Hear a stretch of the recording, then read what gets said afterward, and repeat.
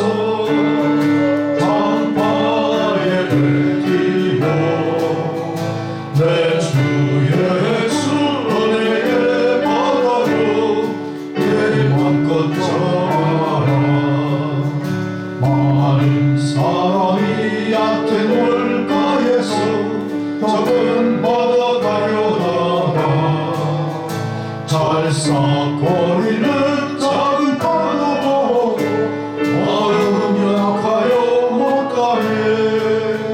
언덕을 떠나서 강가에 뱉기고 내 주 예수 은혜의 바다로 내 맘껏 전하라.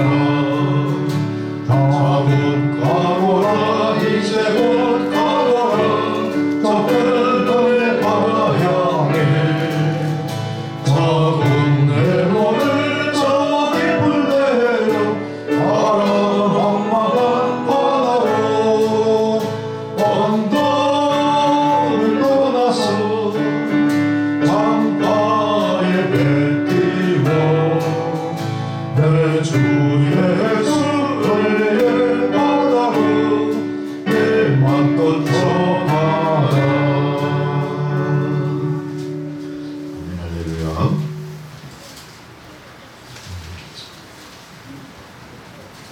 네, 우리가 이제 예배 전에 드리는 찬양 선한 능력으로 부르시면서 예배 전을 향해 함께 올라가십니다.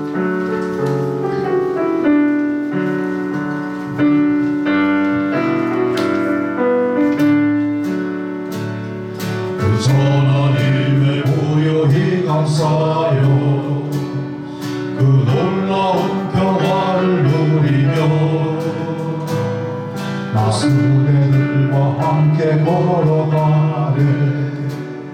나 그대들과 새날을 여네. 그 선한 힘이 우릴 감싸시니 믿음으로 일어나길 기대하네. 주 언제나 우리와 함께 계시오. 하루 또 하루가 늘 새로워. 지나간 허물 어둠의 날들이 무겁게 내 영혼 짓눌러도 모든 채 우리 매년 기라지고 약속의 구원을 이루소서. 그 선한 힘이 우리 감싸시니 믿음으로 일어나길 기대하네. 주 언제나 우리와 함께 계셔. 하루 또 하루가 늘 새로워. 주께서 밝히신 작은 척들이 어둠을 헤치고 타오르네. 그 빛에 우리 모두 하나 되어 온 우리의 위중에 하소서. 그 선한 힘이 우릴 감싸시니 믿음으로 일어나길 기대하네.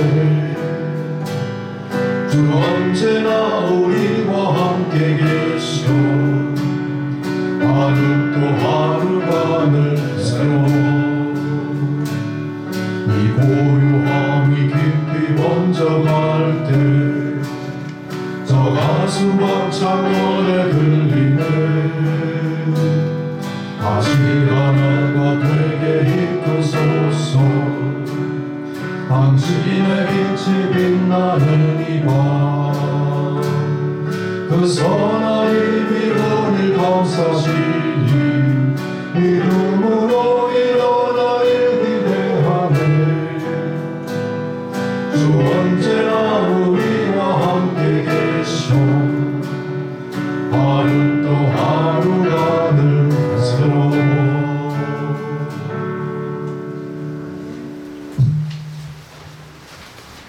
다 함께 묵상기도 드리심으로 7월 18일 성령 강림 후 8번째 주일 예배 드리시겠습니다.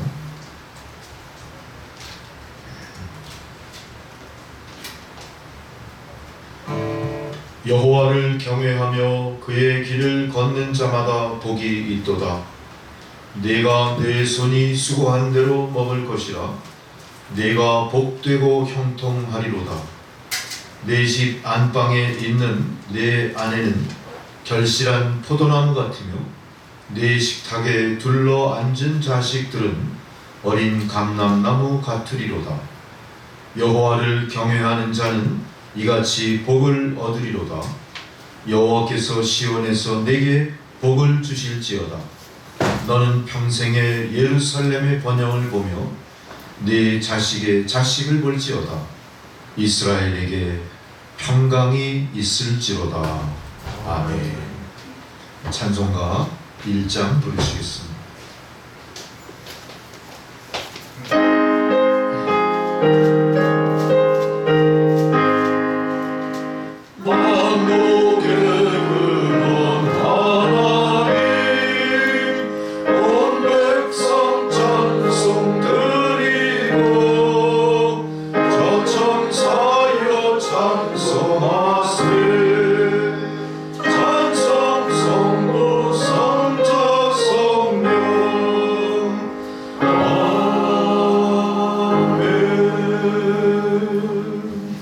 함께 사도신경으로 우리 신앙을 고백하시겠습니다. 나는 전능하신 아버지 하나님 천지의 창조주를 믿습니다. 나는 그의 유일하신 아들 우리 주 예수 그리스도를 믿습니다. 그는 성령으로 잉태되어 동정녀 마리아에게서 나시고 본디오 빌라도에게 고난을 받아 십자가에 못 박혀 죽으시고 장사된 지 사흘 만에 죽은 자 가운데서 다시 살아나셨으며 하늘에 오르시어 전능하신 아버지 하나님 우편에 앉아 계시다가 거기로부터 산자와 죽은 자를 심판하러 오십니다. 나는 성령을 믿으며 거룩한 공교회와 성도의 교제와 죄를 용서받는 것과 몸의 부활과 영생을 믿습니다. 아멘. 성시교도 교동문 71번 이사야 55장의 말씀입니다.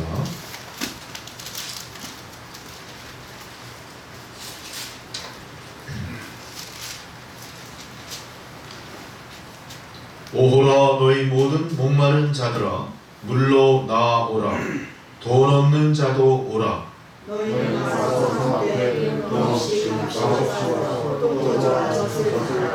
너희가 어찌하여 양식이 아닌 것을 위하여 은을 달아주며 내게 듣고 들을지어다. 그리하면 너희가 좋은 것을 먹을 것이며 너희 자신들이 힘준 것으로 즐거움을 얻으리라. 너희는 귀를 기울이고 내게로 나와 들으라. 내가 너희를 위하여 영원한 언약을 맺으리니 너희는 여호와를 만날 만한 때에 찾으라. 악인은 그의 길을 불의한 자는 그의 생각을 버리고 여호와께로 돌아오라. 우리 하나님께로 돌아오라. 그가 너그럽게 용서하시리라. 아멘. 이제 주기도문 찬양 635장을 부르시겠습니다.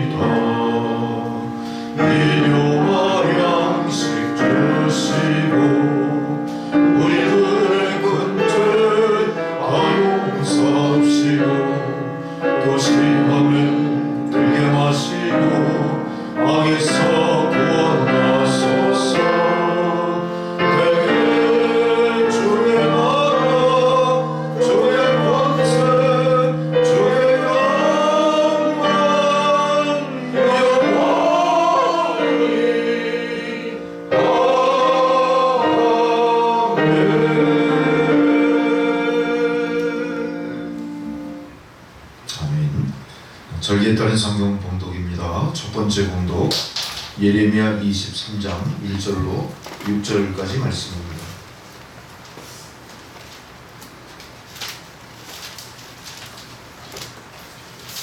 예레미야 23장입니다.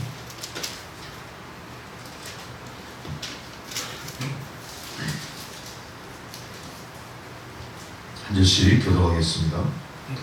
여호와의 말씀이니라. 내 목장의 양떼를 멸하며 흩어지게 하는 목자에게 화 있으리라.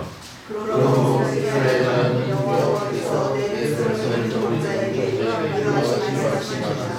너희가 너희 양떼를 멸하며 그것을 돌보지 아니하리라. 그러나 내가 너희 양떼를 너희에게 보내리라. 여호와의 말씀이니라. 내가 내 양떼에 남은 것을 그 몰려갔던 모든 지방에서 모아 다시 그 우리로 돌아오게 하리니 그들의 생육이 번성할 것이며 내가 그들을 목자들아 그들이 지으니 그들이 다시 돌아보지 아니하리라. 여호와의 말씀이니라. 여호와의 말씀이니라. 보라, 때가 이르리니 내가 다윗에게 한 의로운 가지를 일으킬 것이라. 그가 왕이 되어 지혜롭게 다스리며 세상에서 정의와 공의를 행할 것이며 그의 날에 유다는 구원을 받겠고 이스라엘은 평안히 살 것이며 그의 이름은 여호와 우리의 공의라 일컬음을 받으리라. 아멘. 두 번째 사도서관 봉독입니다. 에베소서 2장 11절로 22절까지. 에베소서 2장입니다. 11절에서 22절까지 교독합니다. 그러므로 생각하라. 너희는 그 때에 육체로는 이방인이요 손으로 육체에 행한 할례를 받은 무리라 칭하는 자들로부터 할례를 받지 않은 무리라 칭함을 받는 자들이라. 그때 너희는 그리스도 함께 있어 이스라엘 나라가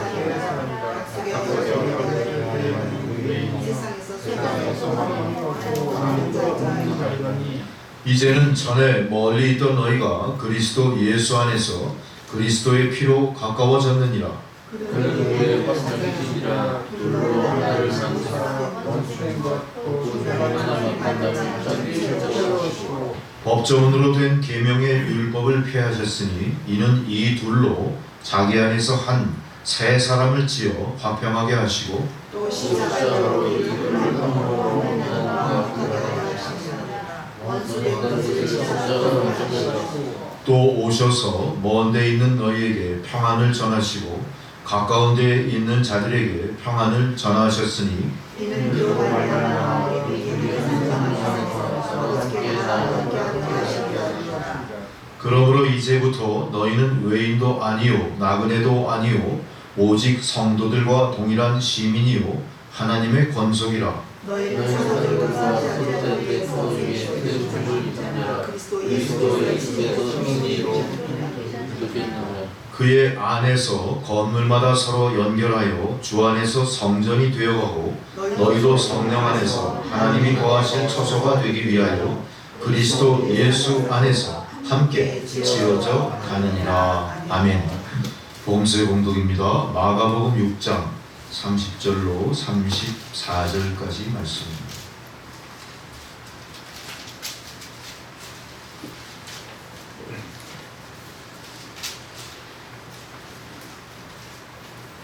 교독하십니다. 사도들이 예수께 모여 자기들이 행한 것과 가르친 것을 낱낱이 고하니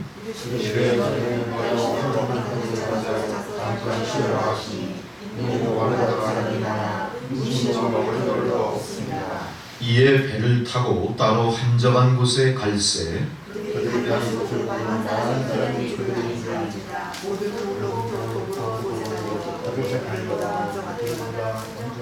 함께 있습니다. 예수께서 나오사 큰 무리를 보시고 그 목자 없는 양 같음으로 인하여 불쌍히 여기사 이에 여러 가지로 가르치시더라.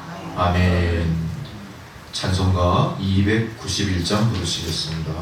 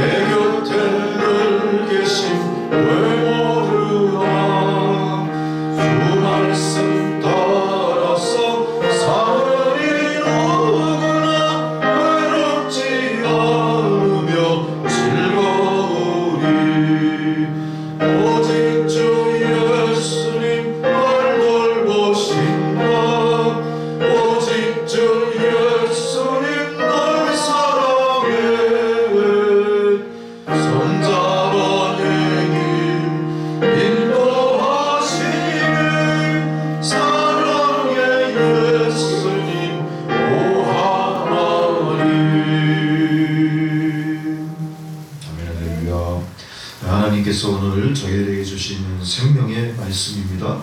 요한복음 4장 16절에서 26절까지 말씀입니다.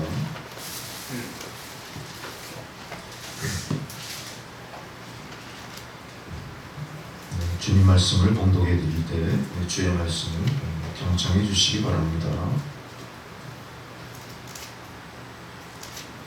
이르시되 가서 내 남편을 불러오라. 여자가 대답하여 이르되 나는 남편이 없나이다. 예수께서 이르시되 네가 남편이 없다 하는 말이 옳도다. 너에게 남편 5이 있었고 지금 있는 자도 네 남편이 아니니 네 말이 참되도다. 여자가 이르되 주여 내가 보니 선지자로소이다. 우리 조상들은 이 산에서 예배하였는데 당신들의 말은 예배할 곳이 예루살렘에 있다 하더이다. 예수께서 이르시되 여자여 내 말을 믿으라. 이 산에서도 말고 예루살렘에서도 말고 너희가 아버지께 예배할 때가 이르리니 너희는 알지 못하는 것을 예배하고 우리는 아는 것을 예배하노니 이는 구원이 유대인에게서 남이라. 아버지께 참되게 예배하는 자들은 영과 진리로 예배할 때가 오나니 곧 이 때라. 아버지께서는 자기에게 이렇게 예배하는 자들을 찾으시느니라. 하나님은 영이시니 예배하는 자가 영과 진리로 예배할지니라. 여자가 이르되 메시아 곧 그리스도라 하느니가 오실 줄은 내가 아노니 그가 오시면 모든 것을 우리에게 알려주시리이다. 예수께서 이르시되 네가 말하는 내가 그라 하시니라. 아멘. 순서의 신찬영 집사가 아니고 김정상 전도사님 기도해 주시겠습니다.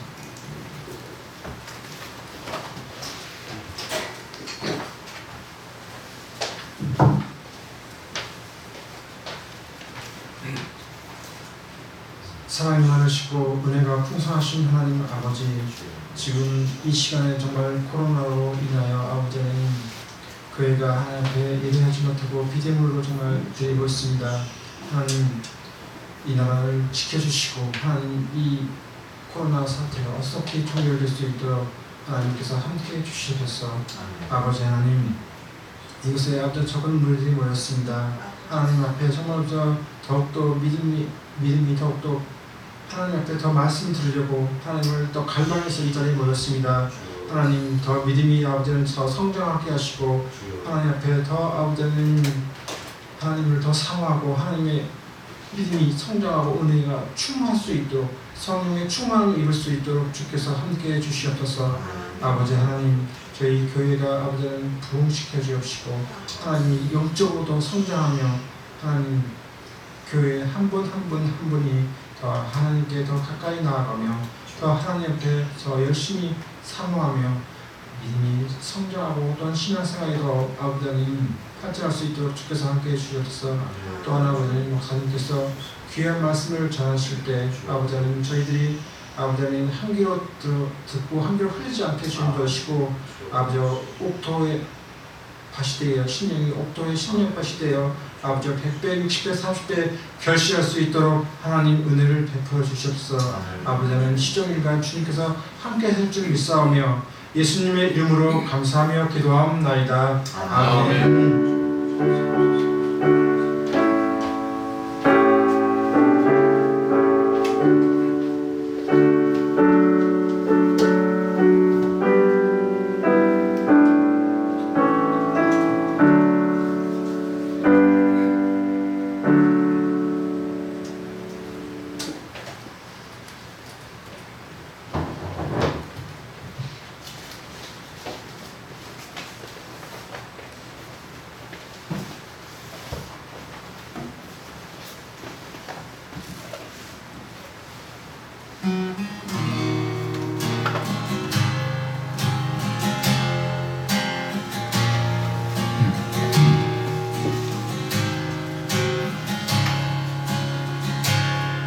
주께 힘을 얻고 그 마음에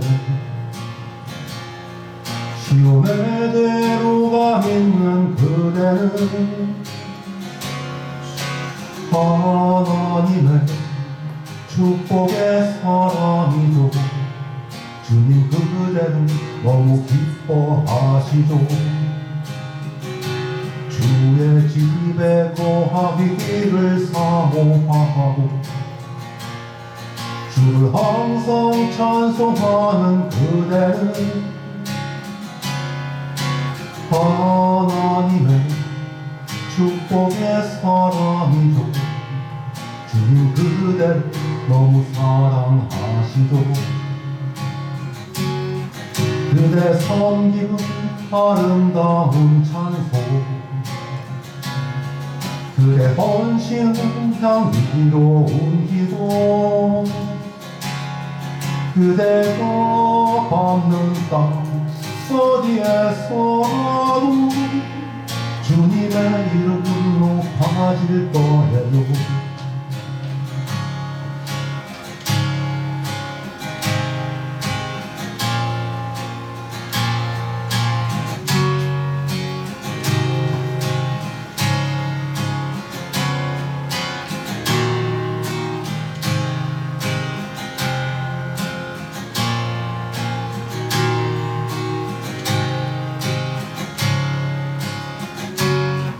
그대 섬김은 아름다운 찬송, 그대 헌신은 향기로운 기도, 그대가 밟는 땅 어디에서라도 주님의 이름은 높아질 거예요. 주님의 이름은 높아질 거예요.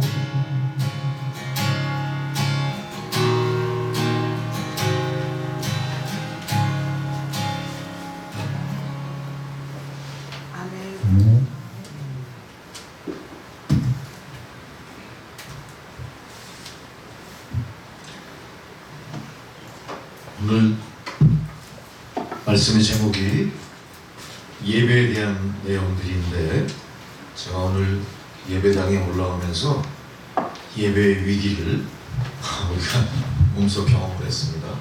처음에는 화장실에 물이 떨어지는 것만 보고 대수롭지 않게 예배엔 지장이 없겠지 했는데, 이게 웬걸, 이제 앰프를 준비하는데 앰프 뒤로 물 흐르는 소리가 막 콸콸콸콸 나기 시작해요. 그리고 봤더니 저 옆으로 물이 막 타고 흐르는 거예요. 막 밑으로 바닥으로 흘러요. 그 밑에 전기가 많잖아요, 기계가. 그게 젖으니까 불이 탁 내려가 버리는 거예요. 물이 새는 것까지는 예배에 큰 지장이 있을까? 그냥 1시간 정도 예배 드릴 수 있겠지 했는데, 전기가 나가니까 이거 예배 위기다 싶은 거예요. 이거 예배 못 드리겠구나. 우선 에어컨 안 되죠, 앰프 안 되죠, 깜깜하죠. 그래도 제가 예배는 포기할 수 없겠지. 우리가 방송 송출은 못해도 오신 분들하고 예배 드려야 될 거야. 저쪽 그 밝은 창가로 모여서 예배 드릴 생각을 했어요. 그러면서 하나 생각이 든 게, 하나님은 예배 전에 우리를 분명히 부르셨을 텐데 하나님이 예배를 못 드리게 하실까? 그렇지 않다는 생각이 들어요. 어떻게 하든 한번 예배 전까지 고쳐보자. 그 다음부터 이제 기도하면서 고치기 시작하는 거예요. 기도하면서 걸레물을 하고 신집사고 난리가 났겠죠. 저는 막 기도하는 자세로 뭔가를 막 했어요. 그랬더니 어떻게 돼요? 그때 막 또 우리 조희동 권사님 또 조희원 집사님 막 들어오신 거야. 난 깜짝 놀랐죠. 예배당이 깜깜하고 말이죠. 밖에 막 사다리가 막 걸쳐져 있고 놀라셨을 거예요. 두 분도 아마 예배가 이거 예배가 불가능한 거 아니야? 그 생각하셨죠? 어떠셨어요?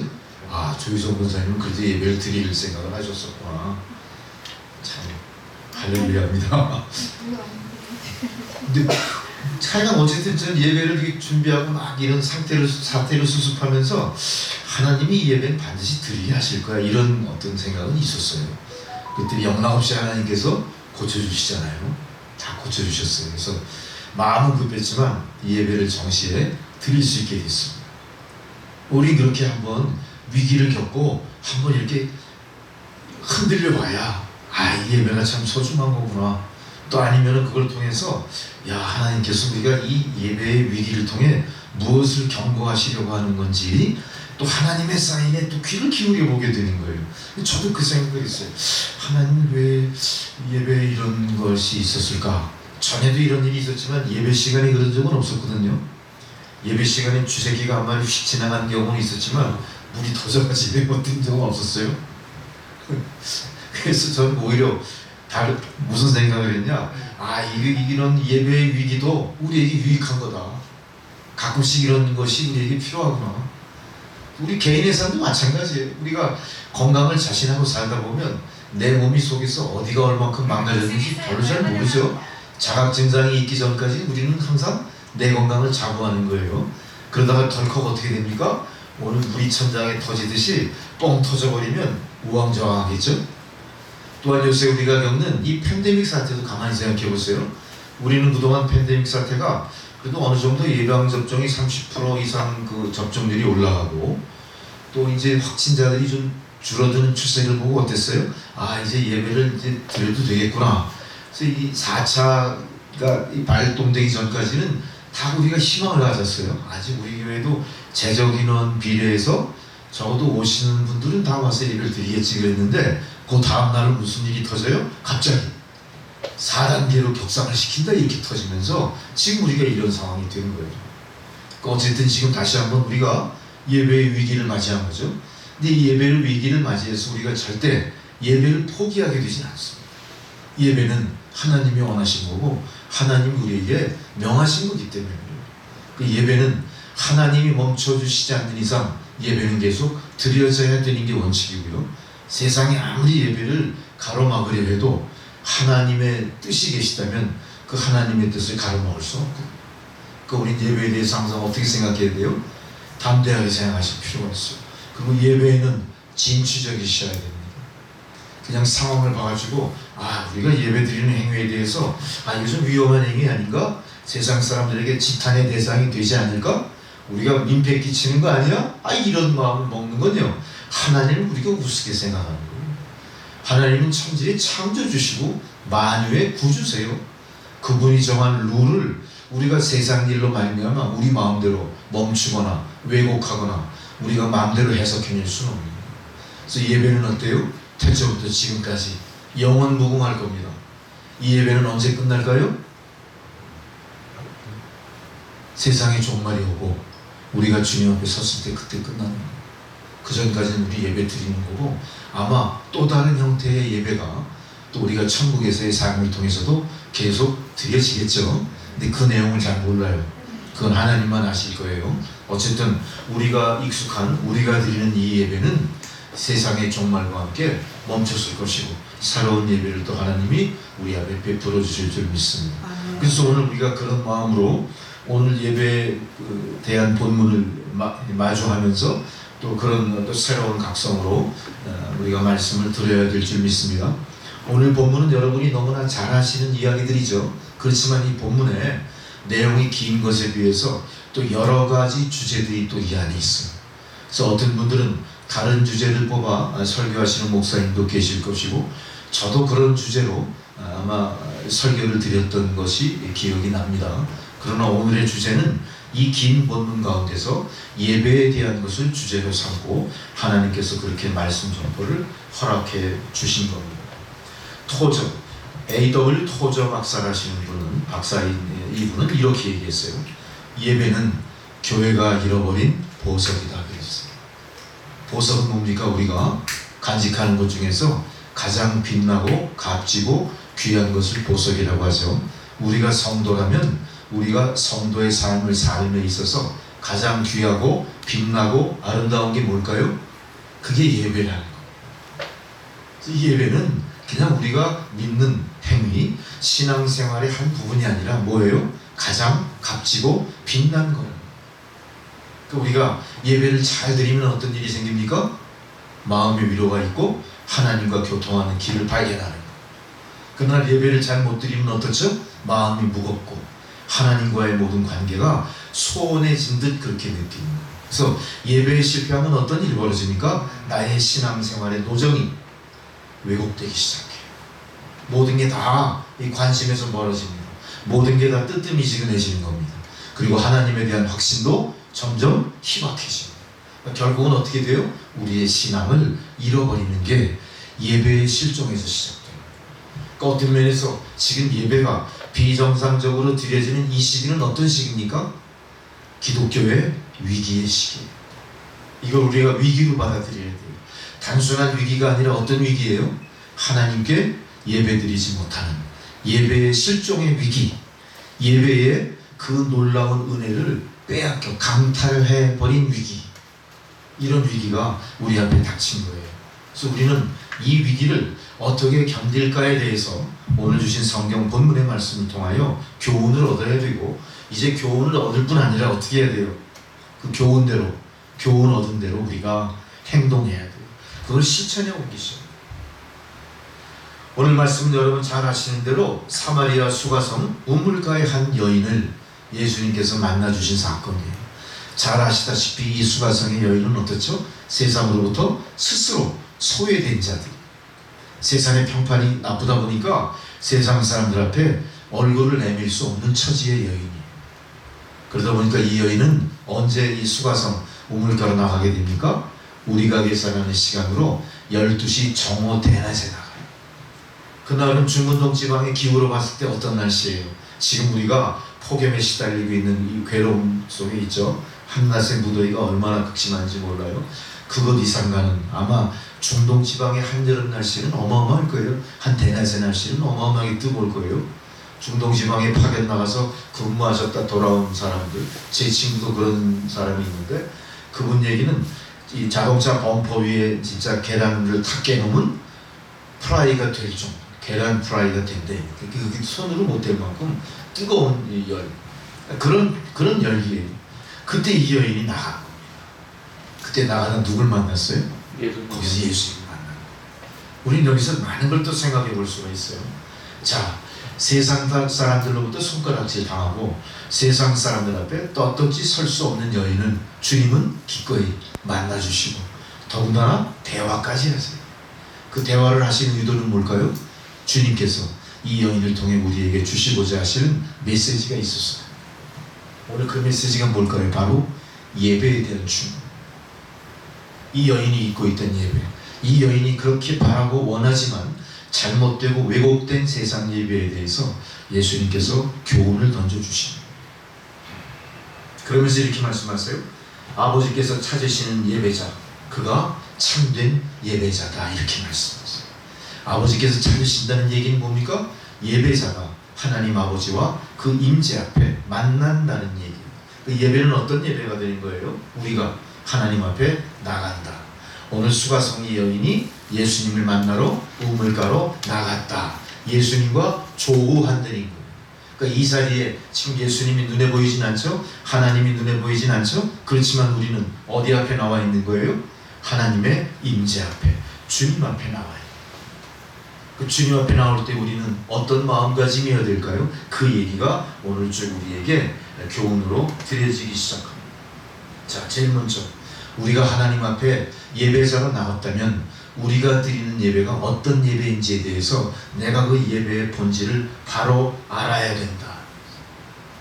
여러분은 예배의 본질이 뭔지를 알고 이 자리에 나와 계신 줄 믿습니다. 미국 뉴욕의 큰 교회에서 유명한 설교자 한 분을 초청을 했습니다. 많은 광고를 내고 이 교회의 많은 성도들이 그 목사님이 오셔서 설교하는 것에 대해서 기대가 굉장히 컸을 거예요. 아마 그 교회뿐만 아니라 주변의 많은 교회 교인들도 그 목사님을 기다렸을지 모릅니다. 대대적으로 홍보가 됐겠죠. 자, 드디어 바로 그 당일날 많은 성도들이 이 목사님이 강연을 위해서, 설교하기 위해서 오는 교회에 그냥 만당 꽉꽉 자리를 채우고 나옵니다. 근데 갑자기 놀라운 멘트가 스피커를 통해 나옵니다. 여러 성도 여러분, 죄송합니다. 오늘 오시기로 한 강사 목사님께서 갑자기 급한 병이 들으셔가지고 컨디션 난조로 도저히 오늘 강단에 설 수가 없습니다. 대신 그 유명한 그 목사님, 동생 목사님을 모실게, 이렇게 얘기했어요. 그리고 그 동생 목사님이 강단에 섰습니다. 분위기가 어땠을까요? 갑자기 분위기가 가뿐 싹 갑자기 분위기가 쌓여지고 많은 사람들은 속으로 어땠을까요? 실망했겠죠. 웅성웅성. 그때 이 목사님이 사정을 알잖아요. 자기 형이 문제니까. 그 사람들 앞에 뭐라고 얘기합니까? 목사님이 이렇게 소리해요. 저희 형님이 갑자기 컨디션 난조로 오늘 예배에 참석하지 못한 거 형님을 대신해서 제가 먼저 사과를 드립니다. 그러나 오늘 저는 특별한 광고를 말씀으로 또 증거할까 합니다. 광고를 드리고 말씀 증거합니다. 지금 예배 중간에 일어나고 계신 분들, 혹시 또 그 목사님을 바라고 오셨다가 실망하셨던 분들, 여기 앉아가지고 비비 몸 꼬고 막 시계 보고 그러지 마세요. 미리 나가버리세요. 미리 이 자리에 퇴장해 주셔도 저는 감사히 받아들이겠습니다.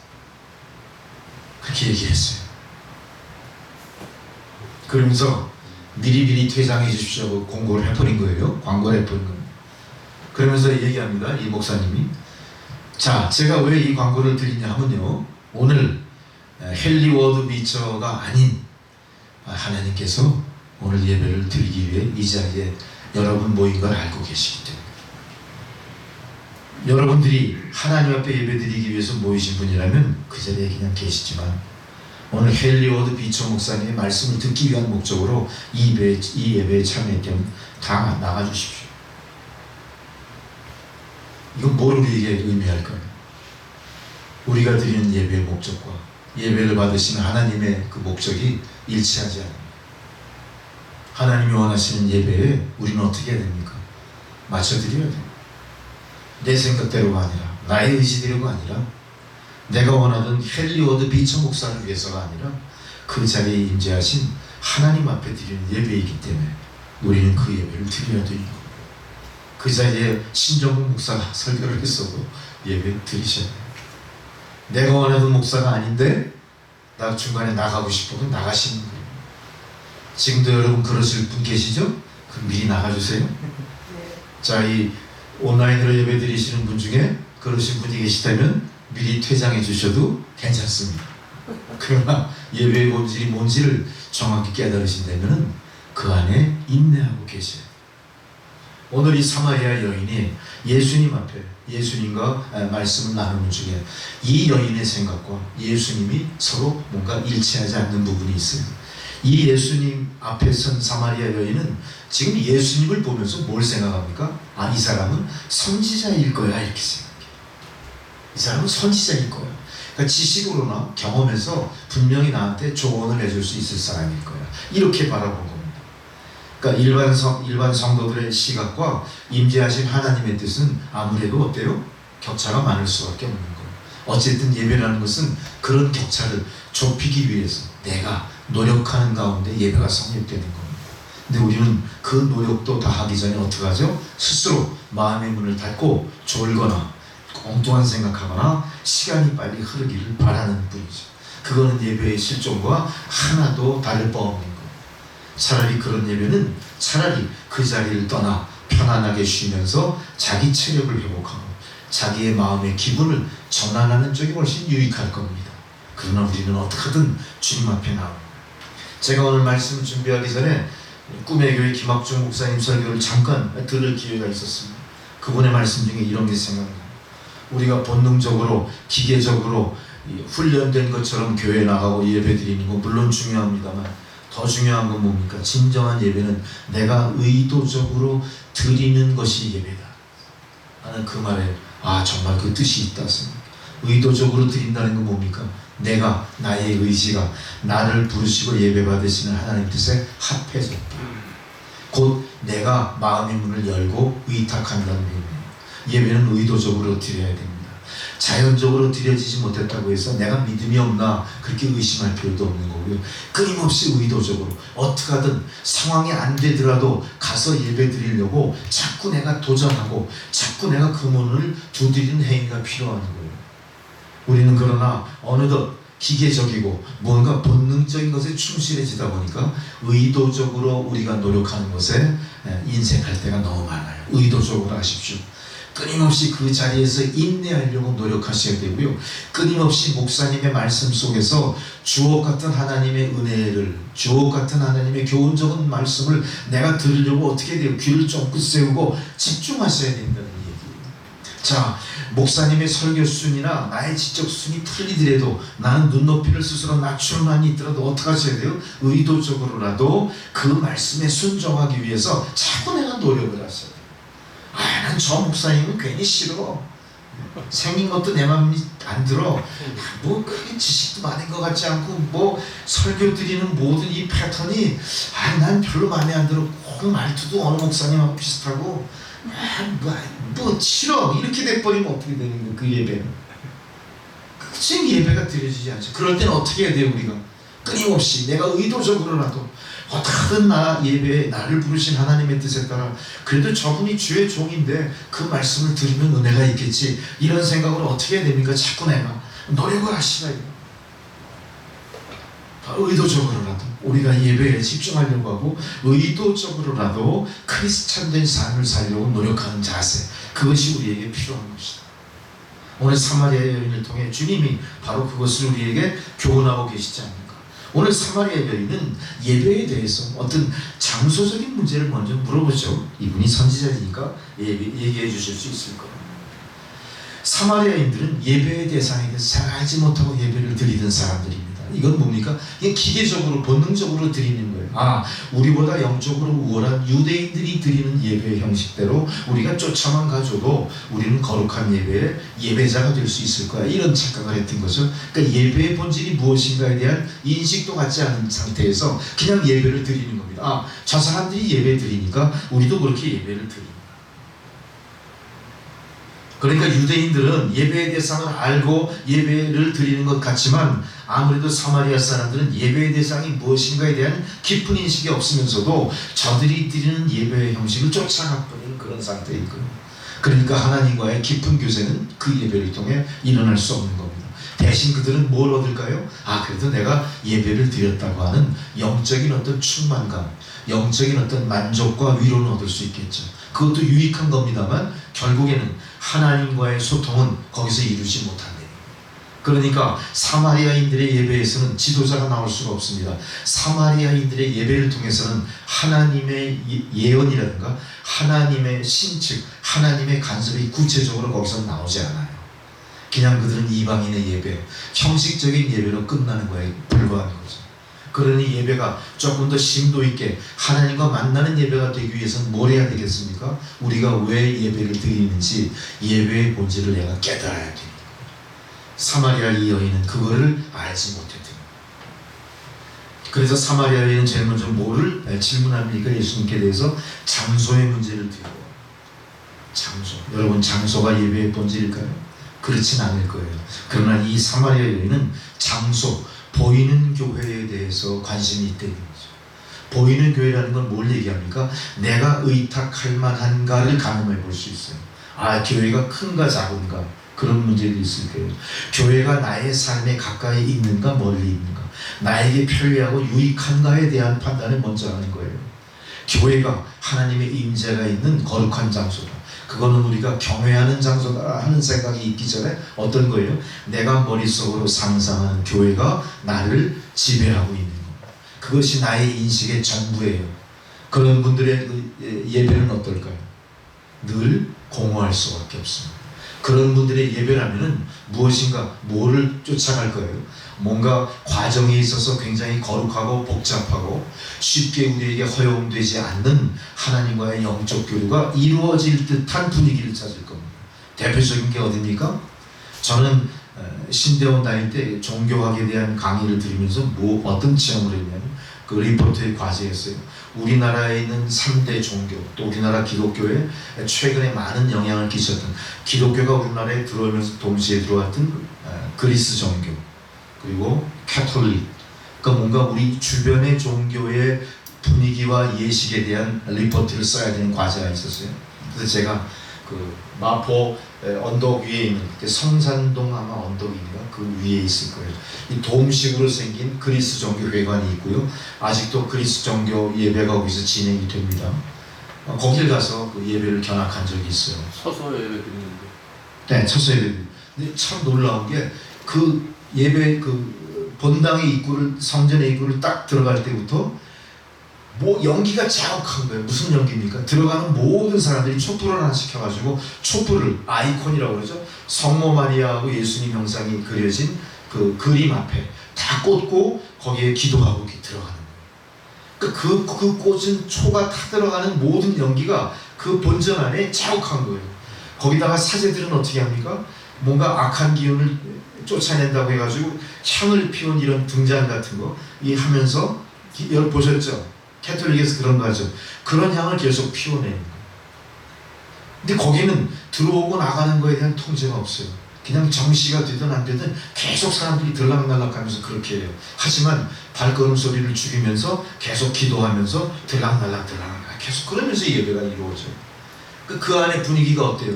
이상한 향 냄새, 자욱한 그 양초가 타들어가는 냄새, 그리고 뭔가 불도 조명이 밝지 않은 어둠침침한 속에서 이루어지는 모든 예배가 상당히 그로테스크하다, 기괴하다 이런 느낌이 들어요.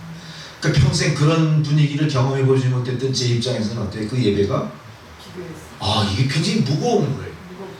내 생각에는 빨리 이 예배가 끝나서 그냥 이 예배의 특징에 대해서 리포트를 적고 내 임무는 거기서 끝나겠지, 그렇지. 거기서 어떤 영적인 교감, 어떤 영적인 자극 이런 건 전혀 없는 거예요. 강대상에서 강론도 합니다. 강론의 말씀을 하는데 그 강론은 중앙에서 정해진 말씀 중심으로 그냥 읽는 거예요.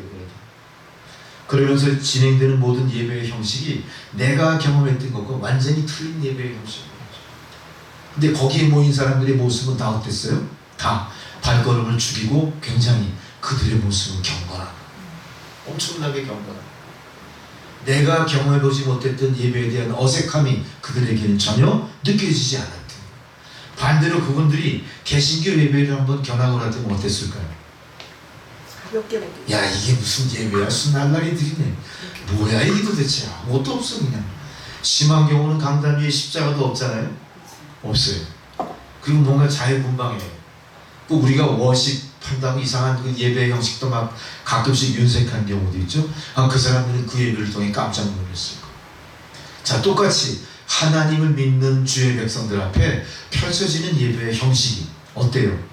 예배를 갖다가 영 다른 방향으로 해석하고 받아들이게 만드는, 이게 하나님 뜻이었을까요? 아닙니다. 예배의 본질을 우리가 왜곡한 것 때문에 그렇게 된 거예요. 이 지방 사람들이 드리는 예배와 이 지역 사람들이 드리는 예배가 틀린 겁니다. 예배의 원류가 어디고 어떤 민족들이 드리는 예배냐에 따라서 모든 양식과 격식이 다 달라버린 거예요. 근데 하나님은 한 분이세요. 하나님은 그렇게 하라 저렇게 하라 두 가지 방식의 예배를 허락하신 분은 아니에요. 하나님은 애초부터 로마 종교가 뭐고 캐톨릭이 뭐고 프로테스탄트가 뭔지 구분하시지 않은 분이에요. 왜 이렇게 됐죠? 예배의 본질을 우리가 잘못 알고 예배를 드렸기 때문에. 오늘 사마리아 여인이 예수님 만나 질문을 던진 것은 우리를 대신해 질문을 던진 겁니다. 이거는 이 여인이 무식해서가 아니에요. 이 여인이 믿음이 없어서가 아니라 하나님께서는 이 여인을 대표해서 우리들에게 지금 말씀을 주고 계십니다. 사마리아 여인은 비록 그의 신분은 천박스럽고 세상 사람들에게 그의 행실로 인해서 좋지 않은 평판을 얻고 있을지라도 예수께서는 그 여인을 통해 우리에게 교훈을 주고 계십니다. 너희가 예배의 본질이 뭔지 알지 못하는 너희가 이 여인과 아무도 다를 게 없다. 너희들은 이 여인을 윤리적으로 무시하고 손가락질하지, 남편이 5명이나 있었다고 너희들이 손가락질했지, 너희들이 그러나 이 여인보다 아무것도 나을 게 없다. 이걸 보여주는 거예요. 우리는 영적으로 이 여인과 어때요? 별반 다를 거 없는 수준입니다. 우리가 이 여인을 손가락질하고 배척했던 것처럼 우리도 주님 앞에 충분히 배척당할 만한 믿음 없는 성도인 것 마찬가지예요. 우리는 그러나 이 여인을 배척했고 사마리아인들을 이방인 취급했지만 우리 안에도 배척당하고 지적당하고 멸시당할 요인들이 아직도 있다는 사실을 생각할 때 우리는 말씀을 통해 깨달아야 됩니다. 우리가 얼마나 예배의 본질을 멀리하고 예배의 주변만 맴돌고 있습니다. 우리는 예배의 주가 그곳에 임재하신 하나님인 것을 알지 못하고 우리는 예배의 주가 바로 거기에 참석한 성도인 줄 알았어요. 목사는 성도의 눈치를 받고 성도는 목사를 판단했어요. 그 가운데 어떻게 거룩한 예배, 하나님의 임재 앞에 드리는 두렵고 떨리는 예배가 성립될 수 있겠습니까? 그건 아닙니다. 우리는 빨리 예배의 본질이 무엇인지 깨달아야 되고, 우리가 드리는 예배가 무엇인지를 이제 결정하셔야 돼요. 여러분, 왜 예배 드리십니까? 하소연하려고 예배 주셨습니까? 하나님과 만나기 위해서 왔습니까? 하나님의 도움을 요청하기 위해서 왔습니까? 하나님 앞에 제가 여기 있나이다 인정받고 싶어 왔습니까? 왜 여기 나오셨어요? 그냥 어떻게 하다 보니까 그냥 다람쥐 쳇바퀴 돌듯 그냥 시계추가 왔다 갔다 하듯 그렇게 예배 나왔습니다. 그 정도입니까?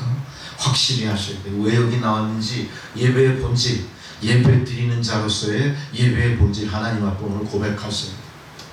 제가 여기 왜 나왔습니까? 하나님 앞에 알아야 돼요. 하나님, 저는 이 예배를 통해 하나님께 영광 돌리기 원합니다.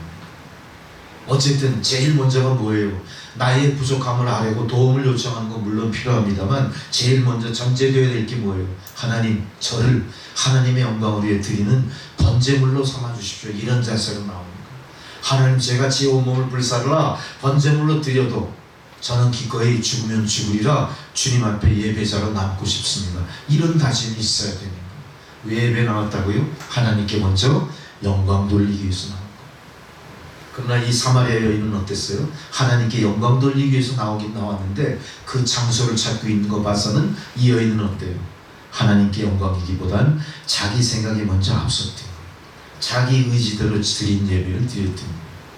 예배의 본질이 우리에게 회복되지 않는 이상 우리는 계속해서 예배가 공허해질 수밖에 없습니다. 예배를 통해서 위로는커녕 예배를 통해서 뭘 느낄까요?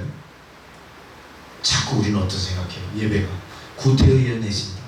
예배가 내 삶에 큰 영향을 미치지 못하는구나. 이런 예배 왜 드릴 필요가 있을까? 차라리 예배보다 모임이 더 좋아져요. 예배보다 큐티 사역이 더 훌륭한 것 같아요. 예배보다 이 시간에 나가서 전도하는 게 하나님 뜻인 것 같아요. 이렇게 돼버리는 거예요.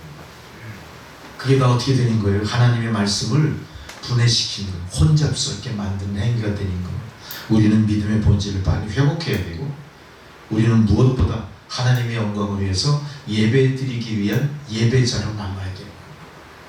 우리는 코로나19 사태로 정말로 기독교 역사상 유례가 없는 핍박을 받고 있고, 또 깊은 고난의 수렁에 빠져 있습니다. 이건 누구도 부인하지 못해요. 우리는 이 사태를 통해 뭘 깨달아야 됩니까? 하나님이 왜 이런 이 비상신호를 우리에게 주시는 걸까? 이걸 깨달아야 돼요. 우리는 코로나19 사태를 통해 뭘 돌아봐야 됩니까?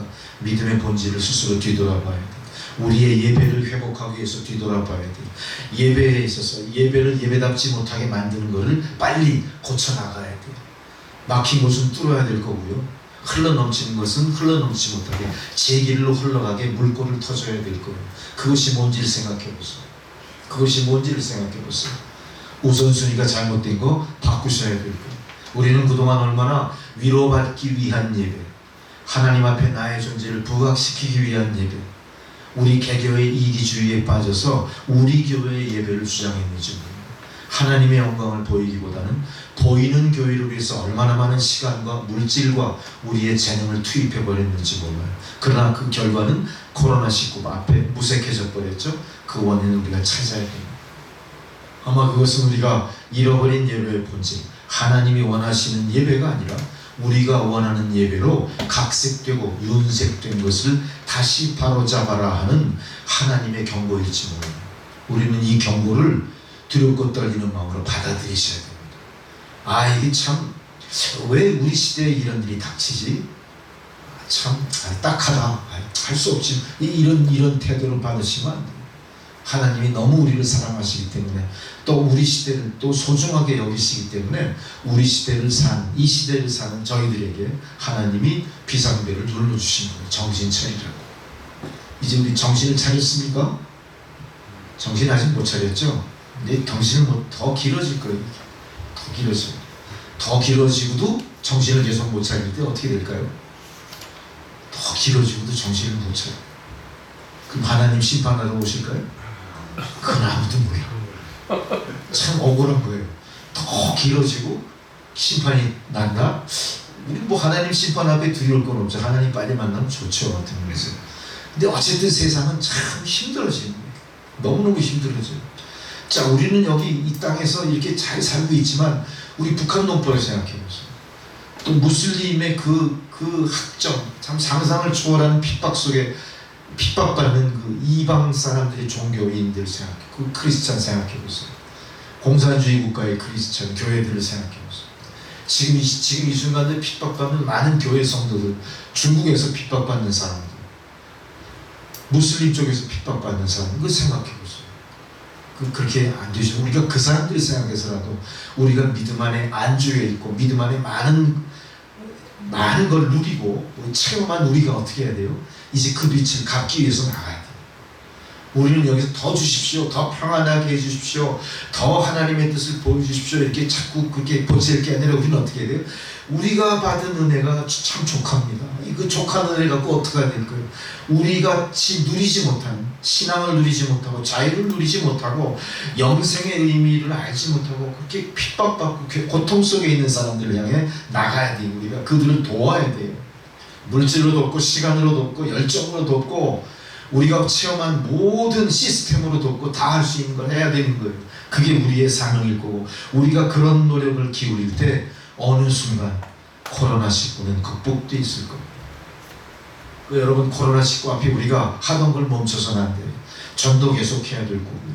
세계선교 계속해 나가야 될 거고요. 교회개혁 계속 이루어 나가야 될 거고요. 마틴 루터의 종교개혁 계속 우리가 이루어내야 됩니다. 끝난 게 아니잖아요.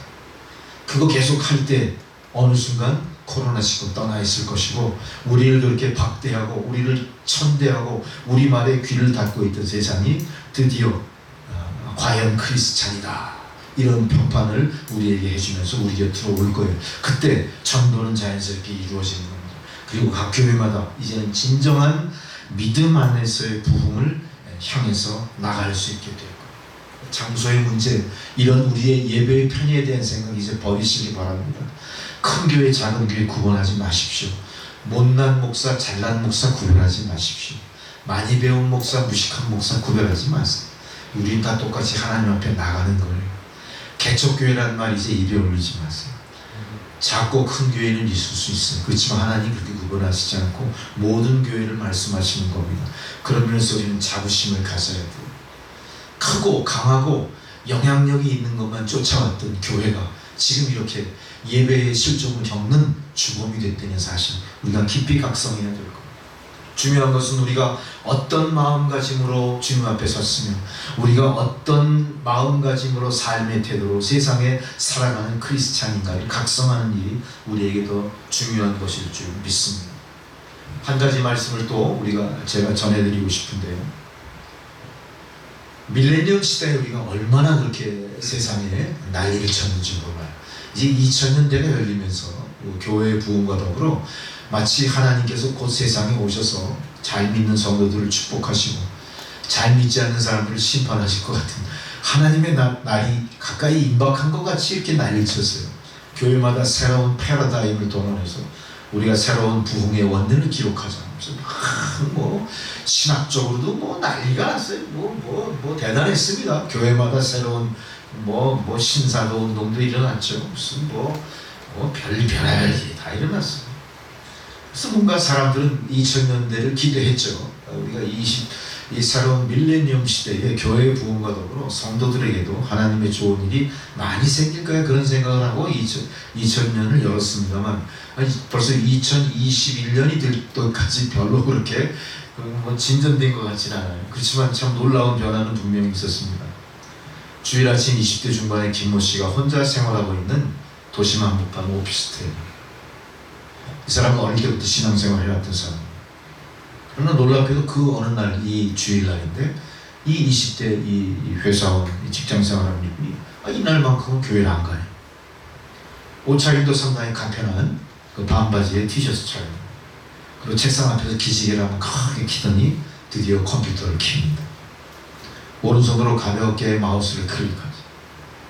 그랬더니 화면에 인류 오케스트라보다 더 뛰어난 큰 마치 그 독일의 미국의 제일 유명한 아주 세계적으로 유명한 성가대 무슨 테버너클 합창단가 그게 다 나와. 그러면서 그 음악이 막 성가옥에 울려 퍼지고 그 방안이 그 좁은 오피스텔 원룸 방안이 갑자기 예배실의 분위기가 막 또 한 번 이렇게 클릭을 하니까 이번에는 어떤 유명한 교회 그 홈페이지가 딱 열리면서 거기에 이제 그 목사님의 얼굴과 프로필이 또 쫙 나와요. 오늘 예배 제목 본문 쭉 나오고 또 한 번 클릭을 하니까 또 다른 교회가 또 나오고 또 클릭을 하니까 이제 그런 모든 주일날 예배 설교 프로그램을 종합해놓은 그런 사이트가 탁 뜨는 거예요. 거기서 한참 두리번 찾다가 드디어 어느 것 한 걸 탁 클릭을 하고 부르고 싶은 찬송가도 제가 직접 골라요. 그리고 놀라운 것은 그 부르고 싶은 찬송가를 무엇으로 반주할 것인가, 풀 오케스트라로 할 것인가, 아니면 건반 악기 위주로 할 것인가, 스트링으로 할 것인가, 이걸 지가 다 해요. 그래서 그 방안이 완전히 뭔가 거룩한 분위기에 예배당처럼 조성이 되는 거예요. 드디어 말씀을 다 듣고 이제 만족했어요. 말씀의 은혜도 많았어요. 그래서 드디어 헌금할 순서가 됩니다. 헌금도 드리는 게 아니라 X를 딱 입력하고 버튼을 딱 누르니까 온라인으로 송금이 되는 거예요. 김씨의 주일 예배, 이청년의 주일 예배 그렇게 끝납니다. 얼마나 신나는지 모르고 사이버 처치, 사이버 크리스찬의 한 면을 이 사람이 보여준 거예요. 사이버 처치, 사이버 크리스찬 정말로 요즘 세대에 어울리는 예배 같죠? 어떻습니까 여러분들? 얼마나 편리한지 몰라요. 교회 가려고 미리 시간을 내서 치장할 이유도 없어요. 좋은 옷을 미리 준비해다가 이걸 입을까 저걸 입을까 신경 쓰지 않습니다. 차를 가져갈까 대중교통을 이용할까 신경 쓰지 않습니다. 아침 밥 먹던 간단한 아침 식사 상을 물려놓고 바로 그 자리에서 어떻게 해요? 반바지에 티셔츠 차림으로 비스듬하게 소파에 누워서 손가락만 놀려가면서 예배를 다 드린 거예요. 어때요 그 예배는? 이분에게는 상당히 만족스러운 예배가 됐습니다. 만족스러운 예배가 됐어요. 자, 이 사이버 크리스찬 사이버 처치를 우리는 어떻게 받아들일까요? 여러분도 그렇게 하고 싶죠? 말씀은 아니라고 하셨지만 한면으로는 호감도 가죠? 할 줄 몰라서 못해요. 할 줄. 그걸 좀 못써요. 그러니까 우리 교회 평균 연령이 드러나나? 근데 20대가 많은 교회에서는 그거 막 사람 막 사방에서 아멘 아멘 그러고 막 난리가 날 것 같지 않아요? 그런 분위기도 있어요. 젊은 애들이 맞습니다 목사님. 이거 얼마나 좋은지 몰라요. 예배당을 운영하는 입장에서는 또 어때요? 예배당이 얼마나 골치 아픈지 몰라요. 그거를 유지하고 관리하는 것도 보통 일 아니거든요. 전혀 신경 쓰지 않아요. 전혀 신경 쓰지 않아요. 이제 예배라는 게 새로운 국면으로 완전히 넘어가 버린 꼴이 된 거예요. 자, 이게 20년 전에 밀레니엄 시대의 처치를 미리 예고한 그런 내용일지 몰라도 이게 20년 만에 어떻게 됐어요? 점점 우리 삶에 왔어요. 남촌교회에도 온 거나 마찬가지예요. 왜 그렇습니까? 우리 코로나19를 못하잖아요. 우리가 잘 알지 못하던 유튜브 방송 어떻게 했어요? 아이쿠 이거라도 해야겠구나. 정말로 어때요? 컴맹이죠. 목사가 60대 내일 모레 70대는 목사가 컴퓨터를 얼마나 잘하면 얼마나 잘하겠어요. 컴맹이나 마찬가지 수준이지만 발등에 불처럼 떨어지니까 어때요? 아이쿠 이거 해야지. 하다 보니까 실시간 방송이 되는 거고요. 또 유튜브에다 올려가지고 녹화 방송도 되는 거고요. 본의 아니게 나는 어떻게 됐어요? 영상 녹화기 앞에 그냥 배우처럼 데뷔하는 식이 돼버린 거예요. 이게 내가 원하는 게 아니잖아요. 시대가, 세월이 목사를 이렇게까지 이런 상황에 내몬 거예요. 자, 중요한 것은 이게 과연 하나님의 뜻이었을까? 하나님은 이런 사이버 처치, 사이버 크리스찬을 예정하셨던 걸까? 예고하셨을까? 자, 사이버 처치, 사이버 크리스찬 좋아요. 그렇지만 그거는 장소적인 개념. 보이는 교회에는 충실할지 몰라도 보이지 않는 교회와의 교류는 전혀 없는 거예요. 자, 교회가 보이는 외형적인 교회의 부흥만을 생각한다면, 외형적인 교회에 모이는 외형적인 크리스찬들만의 모임으로 전락해 버린다면 교회는 어떻게 될까요? 점점 시간이 가면 갈수록 하나님이 없는 우리만의 리그로 끝나버립니다. 거기 하나님 계시지 않습니다. 대신 뭐가 있습니까? 우리가 합의한 우리 나름대로의 도그마, 우리 나름대로의 교의가 생겨버립니다. 우리 교회는 이런 교회야. 굳이 하나님 중심으로 모이지 않아도 하나님이 계신 것처럼 충분히 우리가 경건하게 예배 드릴 수 있는 이런 교회야. 이렇게 돼버려요. 이런 교회는 어떤 일이 벌어집니까? 교회 출석 신경 쓰지 마. 헌금 그냥 집에서 예배드리면서 버튼 눌러서 알아서 헌금해. 목사와 교육하는 거 다 인터넷을 통해서 하면 되는 거예요. 자, 우리가 같이 만나서 대면하고 접촉하고 부대끼고 울고 웃고 함께하는 시간에 코이노니아는 이 예배는 없는 겁니다. 이 교회는 존재하지 않는 겁니다. 우리가 그렇게 성도 간의 코이노니아가 없어지는 사이에 우리는 영적인 하나님과의 교감도 어떻게 돼요? 점점 멀어지는 거예요. 우리에게 익숙한 것은 사이버 공간을 얼마나 유능하게 다루는 자인가의 어떤 기능적인 거에 치중할 뿐이지 하나님의 임재라든가 거룩한 신비는 점점 우리 삶에서 멀어져 버리기 시작합니다. 하나님의 거룩하신 임재의 역사와 신비가 사라진다면 종교는 어떻게 될까요? 종교가 아니라 과학이 됩니다. 종교가 아닌 거예요. 종교가 사라진 겁니다. 자, 종교가 사라지면 어떤 면에서는 우리에게 좋을 수도 있어요. 종교가 사라지면 믿음은 하나님이 우리를 지으시고 그 코에 성령을 불어넣었을 때 그 모습으로 회복이 될까? 그건 우리 생각인 거죠. 이제는 우리가 종교 생활조차 포기해버린다면 그거조차 우리의 삶에서 떠나버리기 시작한다면 우리는 어떻게 될까요? 더욱더 우리의 자아에 노출해서 하나님의 존재를 무시해버리고 우리들만의 리그를 만들어 나가는 거에 집착할 겁니다. 수많은 크리스찬, 수많은 캐톨릭 성도들이 있는 아르헨티나가 결국은 어떻게 됩니까? 그들의 삶에 가장 밀착되어 있고 가장 좋아하던 한 사람의 우상 디에고 마라도나를 생각하고 그리는 마음이 지나쳐서 어떻게 되죠? 마라도나 교를 만드는 거예요. 제가 어저께 토픽에서 마라도나 교를 섬기는 아르헨티나 국민들이 수십만 명이에요. 곧 그거는 전 세계 축구 팬들에게 퍼져서 전 세계 축구 팬들 중에서도 마라도나 교를 믿는 성도가 생길 거라는 예측을 했어요. 자, 우리가 얼마나 빠른 변화의 시대에 사는지 몰라요. 그것이 진짜 이루어질까요? 안 이루어질까요? 이루어지는 거예요. 왜 이런 일이 세상에 벌어지는 거예요? 우리가 예배를 스스로 포기했기 때문에. 우리가 발빠르게 하나님의 뜻을 쫓고 깨닫기보다는 세상의 풍조에 발빠르게 동화돼 버렸기 때문에 우리 안에서 뭐가 사라진 거예요? 하나님의 임재와 신비의 역사가 사라졌어요. 만일 그것이 교회에서 떠나버린다면 교회는 얼마나 공허해질까요? 사이버 크리스찬, 사이버 처치가 나만이 느끼는 나만의 가상현실 속에서의 하나님으로 끝나버리는 거지.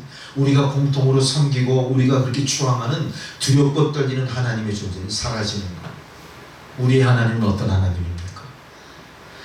모험 기계를 잘 다루고 거기에 심취되어 있고 거기에 완전히 철학적으로 동화된 사이버 크리스찬만을 만나주는 하나님 결코 아니실 거예요. 하나님이 원하시는 건 뭐예요? 아직도 내가 그 자리에 있으니 나를 찾아오너라. 그걸 원하시는 거예요. 하나님은 우리가 원하는 것처럼 버튼 하나만 누리면 각자의 가정 컴퓨터 테이블로 찾아가시는 하나님은 아니실 거예요. 이제는 하나님이 우리를 찾아오시는 시대를 떠나 이제는 우리가 하나님 앞으로 나가야 됩니다. 예배를 향해 나가야 됩니다. 그래서 뭔가 세상에 잘못된 것들을 고쳐나가야 돼요. 두 번째로 우리는 예배의 방법을 다시 되찾아야 합니다. 우리가 예배의 방법을 모르기 때문에 하나님의 임재를 무시하는 것이고 예배의 방법을 왜곡시켰기 때문에 우리 안에 기쁨과 신비한 체험이 사라져버립니다. 우리는 성경 말씀을 왜곡하거나 잘못 전함으로 인해서 오해와 반감을 사는 일을 계속 반복해왔어요. 그것이 이단인 줄 모르고 반복해왔어요. 어떤 한 청년이 있습니다. 드디어 어떤 사귀던 자매와 결혼하게 되었어요. 바로 이 청년과 친한 한 친구가 이 청년의 결혼 소식을 듣고 진심으로 축복하고 싶어졌어요. 전문을 하나 보냅니다. 전문의 내용은 진심으로 결혼을 축복합니다. 요한일서 4장 18절 이렇게 보냈어요. 요한일서 4장 18절 어떤 내용이죠? 여러분 읽어보셨나요? 이런 내용입니다. 사랑 안에 두려움이 없고 온전한 사랑이 두려움을 내쫓나니 두려우면 형벌이 있음이라 두려워하는 자는 사랑 안에서 온전히 이루지 못하느니라. 두려워하지 말라. 너희들의 새로운 출발을 축복하는 거예요. 사랑 안에 두려움이 없다는 얘기입니다. 너희가 사랑으로 맺어졌으니 너희들의 미래는 두려움이 없을 거야. 그 축복의 얘기입니다. 요한일서 4장 18절. 우체국 이전을 제대로 받아서 보내지 못했어요. 왜 그랬냐? 요한일서의 1장을 빼버리고 요한복음 4장 18절을 보니까. 요한복음 4장 18절은 무슨 얘기입니까? 바로 결혼 전날 신부 측에 이것이 전달되어 있는데 그 내용은 이것이에요. 뭐라고 되어 있습니까? 너에게 남편 5이 있었고 지금 여자도 내 남편이 아니니 내 말이 참되도다. 이렇게 됐다. 요한일서 4장 18절이 요한복음 4장 18절이죠. 자, 우리가 예배를 잘못 드릴 때, 예배의 뜻을 왜곡할 때, 예배의 방법을 엉뚱하게 만들면 무슨 일이 벌어져요? 요한일서 4장 18절의 축복이 요한복음 4장 18절에 저주로 나타나요. 우리는 우리가 당하는 고난을 억울해할 거 없어요. 무엇인가 우리의 예배가, 나의 믿음이 잘못됐다는 것을 뒤돌아보시고 고치셔야 돼요. 말씀이 왜곡됐거나 말씀이 과장됐거나 하나님 말씀이 아닌 내 말씀이 전해졌거나 받아들이는 입장에서도 정말로 두렵고 떨리는 마음으로 말씀을 받은 게 아니라 내가 원하는 것, 달콤한 말씀만 원했대. 징계하시는 말씀 거부했어요. 나의 양심의 폐부를 찌르는 말씀 귀지 회피했어요. 우리가 그런 식으로 예수를 믿고 그런 식으로 예배의 방법을 왜곡시키면 어떻게 됩니까? 하나님의 축복이 저주로 내립니다. 각성하실 필요합니다. 각성하실 필요합니다. 바로 사마리아 여인에게 예수께서 가서 네 남편을 불러오라. 여인이 얘기합니다. 나는 남편이 없나이다. 예수가 그녀에게 말합니다. 남편이 5 있었고 지금 있는 자도 그녀의 남편이 아니니 남편이 없다는 내 말이 옳도다. 이 여자가 왜 이렇게 됐습니까? 예배의 방법을 몰랐고 예배의 장소에 치중했고 예배를 드리긴 드렸는데 하나님의 축복이 저주로 임하는 예배를 드렸다. 오늘 극명하게 이 사마리아 여인을 통해서 하나님은 우리에게 교훈을 하고 계십니다. 우리가 잘못된 것을 교훈받았습니다. 또한 우리가 잘못 생각하고 있는 것을 각성케 하시는 이 말씀, 여러분 마음에 되새기고 예배를 성공으로 이끄셔야 돼요. 예배를 축복의 자리로 만드셔야 되고 예배를 통해 반드시 하나님께 영광을 돌리셔야 됩니다. 요한복음 7장 38절 나를 믿는 자는 성경의 이름같이 그 배에서 생수의 강이 흘러나오리라. 이제 여러분의 삶은 예배마다 순간순간마다 그 배에서 생수의 강물이 흘러나오는 생수의 근원 되시는 성도가 되셔야 돼요. 여러분 생수의 근원 성도가 된다면 어떤 일이 벌어질까요? 갈급한 심령들이 자연히 여러분 곁에 깃들이기 시작하는 거예요. 여러분이 모인 이 교회는 어떤 교회가 될까요? 세상에 생수의 강물을 공급하는 생수의 근원된 교회가 될 거예요. 이것이 교회의 근본적인 부흥이고 이것이 주님이 원하시는 이 시대의 교회상일 거예요. 우리는 그동안 교회의 부흥을 뭐만 생각했습니까? 사마리아 여인이라도 좋다. 많이만 와달라 그런 거예요. 양적인 부흥에만 치우쳤던 거예요. 형식에만 치우쳤고 내실을 기하지 못했어요. 인간의 생각대로 했고 하나님의 뜻을 분별하지 못했어요. 그러면서 우리는 그걸 부흥이라 생각했어요. 그러나 지금 부흥된 교회는 다 어떤 모습입니까? 큰 교회든 작은 교회든 동일하게 세상으로부터 교회드리지 못한다는 경고를 받고 있어요. 큰 교회도 작은 교회나 별반 차이 없습니다. 작은 교회도 큰 교회와 별반 차이 없이 예배드리고 있는 거예요. 이 사태에 대해서 이제는 큰 교회, 작은 교회, 보이는 교회의 문제가 아니라 보이지 않는 교회에 등한했던 우리 스스로의 죄를 하나님 앞에 회개할 때가 된 겁니다. 이제 우리가 이렇게 회개할 때 하나님은 이 고난의 사태를 끝나게 해주실 겁니다. 여러분 사마리아 여인처럼 우리의 관심이 이제 바뀌셔야 됩니다. 또 우리의 예배의 방법이 고쳐져야 됩니다. 자유로운 환경 속에서 드리는 주일 예배만을 생각하셨다면 이제는 자유로운 환경이 아니라 어렵고 힘든 지경에서라도 내가 기꺼이 예배 드리리라 나의 의지를 부딪혀보는 예배를 드리셔야 돼요. 오늘 이렇게 교회에 예기치 못한 사고가 생겨서 불이 다 꺼지고 전기가 나갔지만 그럼에도 불구하고 내가 예배 드리리라 이런 도전 의지를 갖게 하신 하나님께 영광 돌리시는 여러분 되시기 바랍니다. 아니 딱 교회 와보니까 교회에 불이 꺼져 있어. 물이 흐르고 난리가 났어. 에이 잘됐다. 오늘 예배 드리긴 영 글렀어. 그리고 가버리시는 성도님이 한 분도 없었죠. 할렐루야. 이게 영광이 이게. 우리가 그거를 지향하는 거예요. 그거를 지향하는 거예요. 우리는 그래서 광야의 길에서도 예배를 드릴 수 있어야 돼요. 우리는 불 속에서도 예배 드릴 수 있어야 돼요. 네. 오늘 그걸 우리에게 깨우쳐 주신 겁니다. 그게 바로 사마리아 여인이 들어야 될 주님의 대답이셨고, 또 주님은 기꺼이 그 대답을 사마리아 여인 통해 우리에게 지금 해주시고 계십니다. 해주시고 계십니다. 제가 오늘 말씀을 준비하면서 이런 말씀을 들었어요. 자, 어떤 말씀입니다. 80년대 말, 그때는 소비에트 연방이죠. 그 소비에트 연방 동구권에 전도는 불가능했습니다만 거기에 비밀리에 들어간 우리나라 목사님 한 분 계셨어요. 그 비밀 예배처에 탐방을 했어요. 근데 이분이 그 예배에서 아주 독특한 걸 봤습니다. 예배 진행이 거의 성경 통독으로 진행되는데, 성경 통독을 올바른 감정으로 하는 게 아니라 울면서 하는 거예요, 전부 다. 그러니 그 분위기가 얼마나 생소했을까. 처음부터 끝까지 예배가 울음이 그치지 않는 예배. 낡은 풍금으로 반주를 하는데 단 몇 명뿐인 성가대도 그 찬양을 드리면서 계속 울어. 계속 울어. 그 올바른 곡조가 나오지 않아.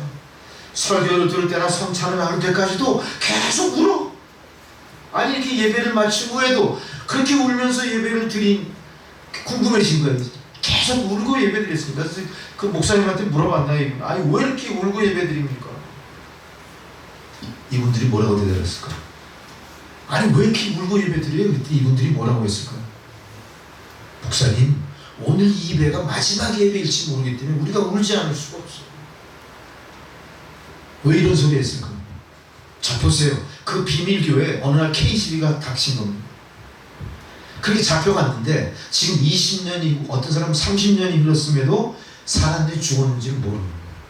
그런 성도가 이 교회에 수두룩합니다. 그래서 우리는 항상 예배 드릴 때 어때요? KGB가 쫓아와서 우리를 잡아갈지도 모른다는 두려움 속에, 아, 오늘 이 예배가 마지막 예배구나. 우리 울지 않을 수가 없는 거예요.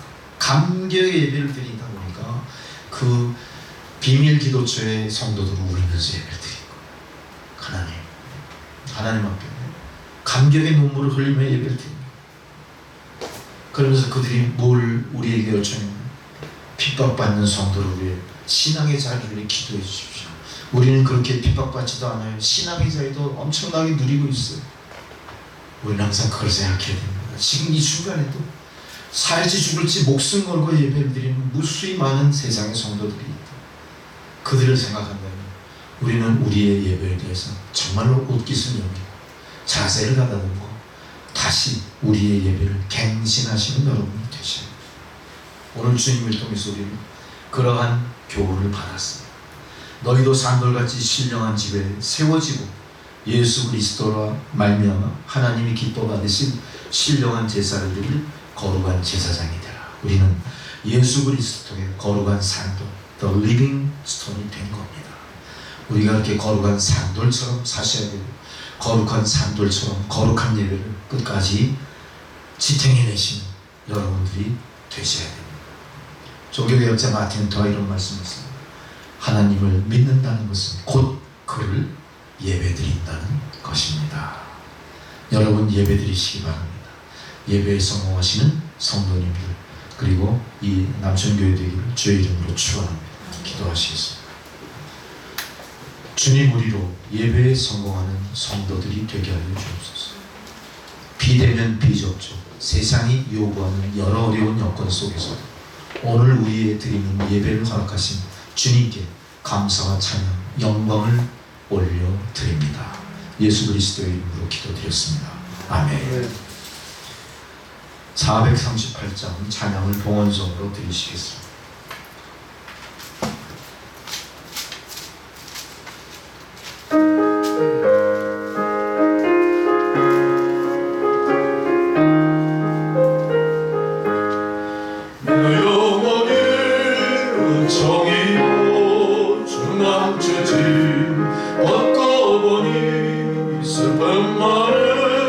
이 세상도 천국으로 와도다. 할렐루야 찬양하세. 내 모든 죄 삼받고 주 예수와 동행하니 그 어디나 하늘나라 주의 얼굴 뵙기 전에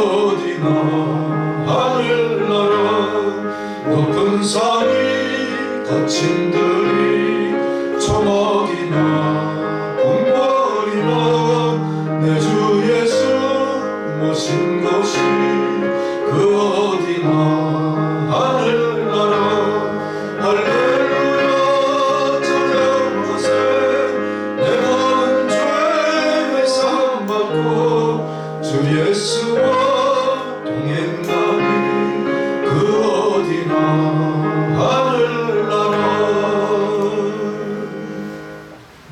전능하신 아버지 하나님, 고난과 시련 속에서도 주님 앞에 예배 드리며 예배에 임재하신 하나님 앞에 우리의 모든 것을 아뢰을 수 있도록 예배를 허락하신 그 크신 은혜를 감사하는 주의 백성들이 되게 하여 주옵소서.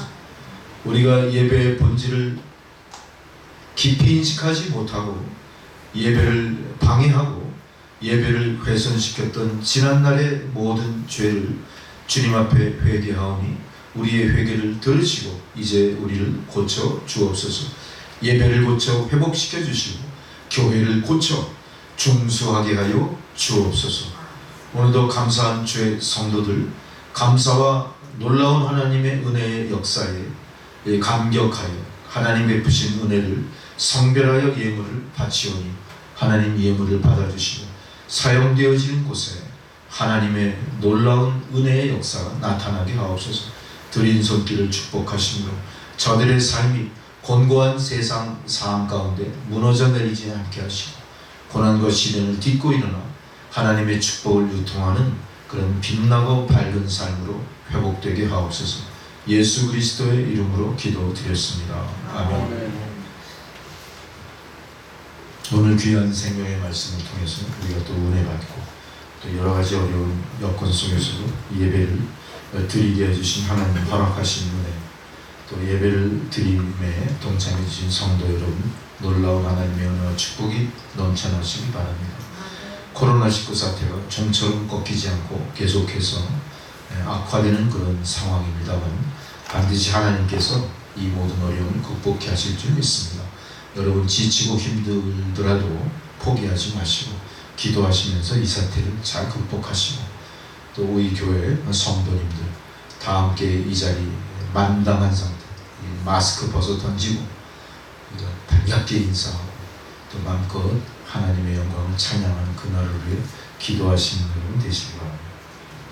어쨌든 코로나19 사태에 대비해서 개인 위생이라든가 정부에서 얘기하는 방역 수칙 철저히 이행하시는 여러분 되시기 바랍니다. 축도로서 얘기 마치겠습니다. 이제는 우리 구주 예수 그리스도의 은혜와 하나님 아버지의 사랑과 성령의 교통 감화하시는 그 은혜의 역사가 참된 예배자를 찾으신 주님의 부르심에 제가 여기 있나이다 응답하며 주님을 향해 나아가는 주의 성도들 머리머리 위에 그들의 가정과 자녀손들과 생업 위에 코로나19의 여러 어려운 새로운 국면 가운데서도 열심히 맡은 소임을 감당하는 의료진들 머리 위에 방역을 위해 애쓰는 모든 자원봉사자들, 관계당국자들 그 머리 위에 그들의 가정과 하시는 모든 일들 가운데 이제로부터 영원토록 함께 하시기를 간절히 축원하옵나이다. 아멘.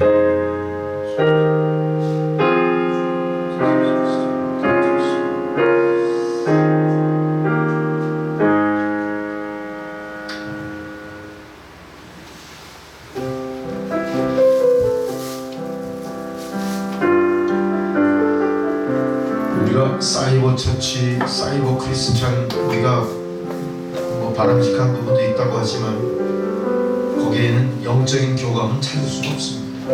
우리의 신앙은 영적인 교감을 통해 성숙하는 것이고 발전해 나갑니다. 그런 것에 경안하면 안 되겠죠. 여러분 수고 많이 됐습니다.